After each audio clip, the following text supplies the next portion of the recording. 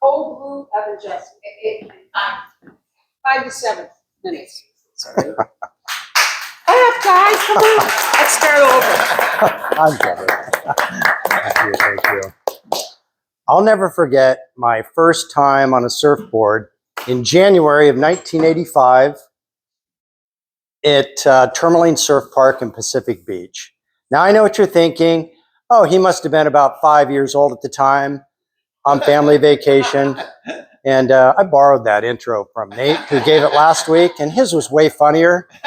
But then again, he's much older than I am, more seasoned, so. All right, so 1985, Tourmaline Surf Park, and it was my buddy from Iowa, Paul Gear, and I. It was a windy, cold, blustery day. Did we have a plan? Did we know what we were doing? The short answer would be no. We had no clue what we were doing. We had beat up rental, boards and wetsuits. And my vivid memory is the 57-degree water rushing into the gaping tear in my wetsuit. And, but we were stoked. It was exhilarating. And it was like, when can we go back? And I did.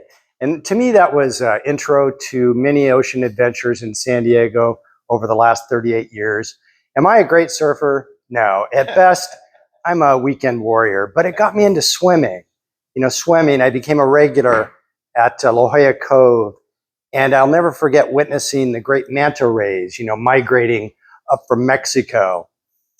It got me into windsurfing. I taught windsurfing at Mission Bay Aquatic Center, which was very gratifying. And it also got me, when I injured my shoulder, I had to take some time off of surfing, and I discovered stand-up paddleboarding. So got a little prop here, and this is kind of a heavy old school paddle, but I love it because I've had it for well over a decade. I've spent hundreds of hours with this, out in the waters. And the beauty of stand-up paddle surfing is you're away from the lineup. You're out there with your buddies. And I've seen every inch of this coastline from Encinitas all the way to Pacific Beach. On a clear day, you can see the bottom, the reefs, the fish, the dolphins. It's very immersive. So this has become kind of my go-to. These days, I'm much more into golf, but, this speech reminds me to get back to the ocean. The ocean is a place of wisdom and healing and strengthening. And then I think, over the last roughly 40 years, how radically our environment's changed. And sometimes I feel overwhelmed. I mean, we live in a world now in a very short time of, global warming, melting ice caps, wildfires. There's just a lot.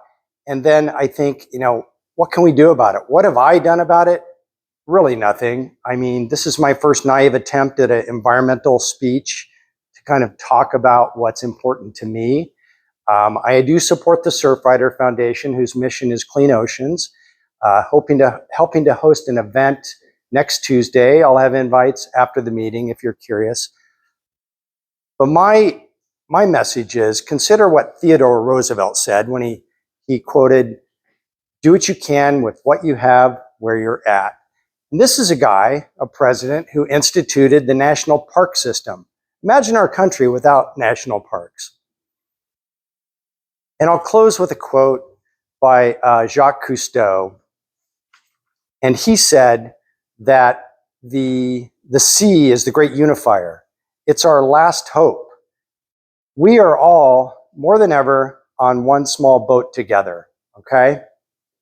And I'm going to backtrack as well, back to Mother Nature, because I have some time on the clock, and so no rush. But let's just admit it: the world is in trouble. It's a little bit ill, and I think if Mother Nature could speak English, she might say something to the effect of, in my opinion, she might say, "You know what? You kids have made a mess of this whole thing. I want you to go to your room and don't come out until you have a solution. And wait till your father comes home, Tony. I want some action here. This is ridiculous." So that's my poor impression of Mother Nature. Thank you for bearing with me on that. But I'll leave you with this. We have but one mother, we have but one planet. And I think the environmental consequences are forcing us to rectify that. We're all in the same boat. Let's do what we can with what we have where we're at. Adam Toastmaster.